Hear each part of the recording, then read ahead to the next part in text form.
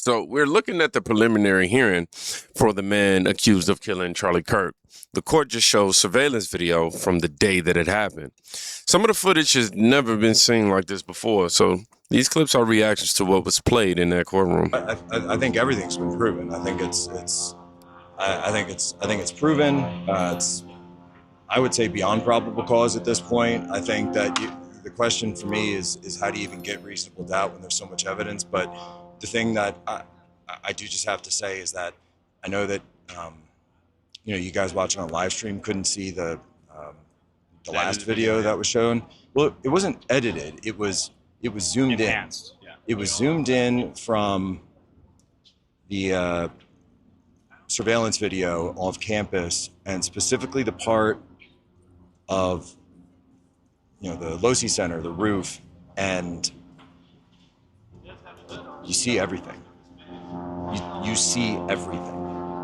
He climbs over, he assembles the gun, he runs over to the edge, gets down in a prone position, and you see the time, and we all know what time, and it was like so slow, just watching those seconds, click, click, click, and then you see him take the shot, and he takes the shot, and then immediately runs. And we've seen that video already, but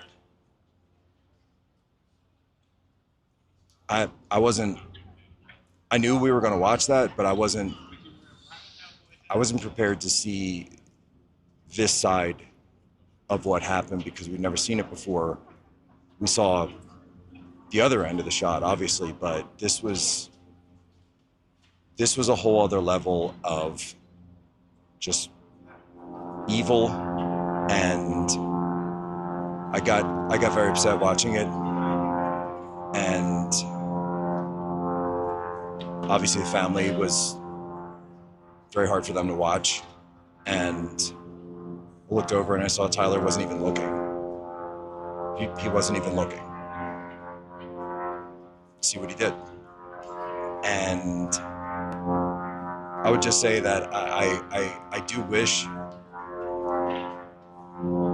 the public could see that. I hope that video is made public, not because I want it to happen. I didn't want any of this to happen. I hate all of this. I hate being here. But people need to see what happened. People need to see the other side of this, because this is a case. We need to see the truth. We need to see the facts. And it's the video of the sniper taking the shot. It is exactly what you think it would look like, but it's one of the hardest things I've ever had to watch, probably since the initial, when this happened, the first video. Now, this description, man, it's just hard to shake. He's not guessing. He's talking about how he watched the zoomed in footage where you can actually see the person climbed onto the roof, get into position, and fire. And they said they seen Tyler. That part stands out, a lot. But I think the part that stands out is how he said it wasn't edited. It was just brought in closer. When something that clear gets shown in court, it changes how people can reasonably argue anymore. The evidence doesn't stop at the visual either. Leaving the courthouse right now in Provo, Utah, where we've all been watching the Charlie Kirk murder trial this week. And I have one question for those who still doubt that Tyler Robinson killed Charlie Kirk. And that question is this: what would it take to convince you that Tyler Robinson killed Charlie Kirk? This week, we saw the medical examiner say that Charlie Kirk was killed by a .30-06 bullet to the neck. Then they revealed DNA evidence on the murder weapon. Then Tyler Robinson's roommate testified that Tyler Robinson confessed to the murder, not just to him, but to his parents, multiple times. Then he expressed regret to murdering Charlie Kirk. Tyler Robinson then turned himself in to law enforcement, where he further confirmed that he was the murderer of Charlie Kirk. That was why he turned himself in. Tyler Robinson is caught on the UVU campus multiple times stalking Charlie Kirk that day. He didn't attend UVU. This is not a place where he went to school. There's no reason for him to be there. And then he's seen on the rooftop running with a black bag laying in a prone position at 12:22 p.m.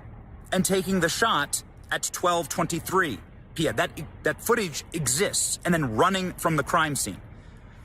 All of that is here. All of it's available. It's the most bombshell, demonstrable, overwhelming evidence I've ever seen in any case at any time. And I'm wondering, like, what's the alternative here? Like, what is your counter argument to all of this evidence? If you have one, now's the time that you should be making it. Vibes, dreams, this is not evidence. Feelings, something's off, that's not evidence. What is the evidence here exactly? Can you explain yourselves? Can you punch a hole in the prosecution? Can you explain why the defense has effectively been trying desperately to keep all of this evidence from coming forward to the American people because they know how devastating it is to their case? I'm amazed that this is still happening, and it's really frustrating. And it really makes you wonder, like, what are people here for? It's certainly not the truth. And if you're claiming to be Charlie's friend, if you're claiming to be somebody who cares about his legacy, then why would you continue to do this to his family? Why would you continue to harass and destroy and attack when you've seen what happened this week? I guess that's a question for spiritual question, right? For your soul at that point. Then he lays out the rest of what the prosecution put on record. The bullet type. The bullet type, the regret he allegedly told his roommate about, and the fact that he ran from the scene. Also, he didn't belong on campus for any reason. You know, the challenge he gives at the end is pretty simple. If none of this lines up with what actually happened, then show what does. Most people who claim it's all questionable never actually do that. Then you get to the part where people in the courtroom had to watch it play out. It was emotional. You know, that last video that they showed that was zoomed in, you could see it as clear as the noonday sun that he came into the facility. He climbed onto the roof. He was in a prone position. He took a shot, ran and jumped off the roof, just like the testimony showed. It was emotional to see Erica have to watch that, and to have the person who killed her husband in the courtroom.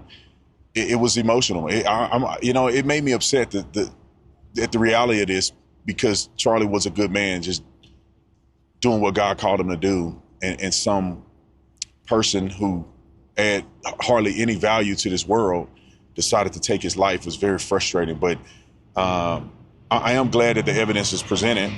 Anybody with any kind of integrity that want to know the truth, they have access to see anything they want to see in this court hearing. It was emotional. Now, Officer Tatum's reaction is pretty telling. He's not talking about the video itself. He's talking about Erica Kirk having to sit there and watch the footage while it played, with the man accused of doing it sitting in the same room. Well, we know who did it. That's a different kind of weight. Most of us will never know what that feels like, but you can hear it in how he describes it. And while that's happening, something else was caught on camera.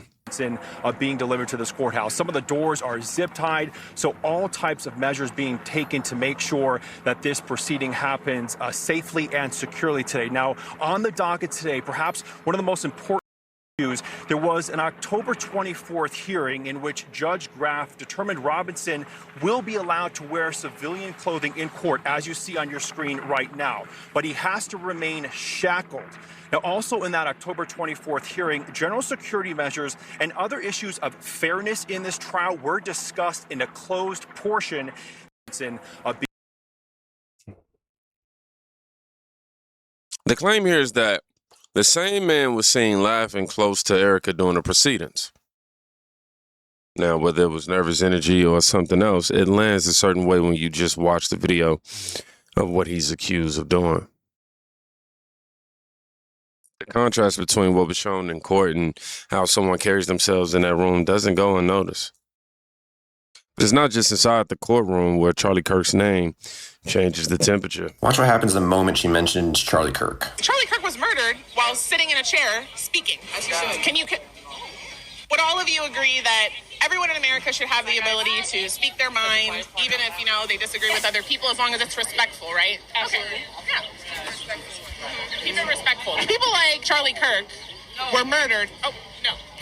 But going off of what you just said, you all agreed with me. Everyone should be able to have their opinions. Charlie Kirk was murdered while sitting in a chair speaking. She's not wrong. Is that controversial? She's not wrong. No, it's hypocritical. At the end of the day, he was discussing black people in such a terrible light. What did he say about black people that was terrible? So the thing is, a stereotype that black on black crime is so detrimental, and it is detrimental, but he made it seem as though like it is the highest rate of crime amongst black crime, black against black. I'm a criminal justice forensic psychology, so I know that. He's spreading hate and derogatory, just like rhetoric. So listen, 88% of black people are killed by other black people. Black women are only 13% of the population. They take part in nearly 40% of abortions. So can we take responsibility that, Sure. Who do you support? Like in the 2024 election, who'd you support? I voted for Trump. Right. This is not my space. I'm gonna keep it respectful. You have a good day. Thanks for not killing me, I guess. Charlie Kirk was murdered. Wow, there's a lot to unpack there. Now, we've completely lost the ability to disagree like adults. Mention a conservative icon like Kirk or Trump, and especially after what happened to Kirk, and suddenly conversation is off limits, right? They don't want to take any part in it because it's not their little echo chamber. This video should wake people up, right? If we can't talk to each other on the street, how in the hell are we going to fix anything in this country? Time to push back against this kind of mentality. Let me know what you guys think about this video in the comment section. Definitely 100% agree with that. This one is interesting. The conversation is moving along fine up until Trump name come up. Mind you, notice the way it came up. Once she was presented with facts that debunked her claim, then it becomes who are you?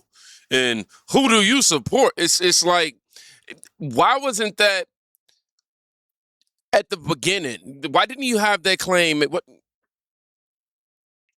It's just real convenient. It's just... All right, let me get back professional.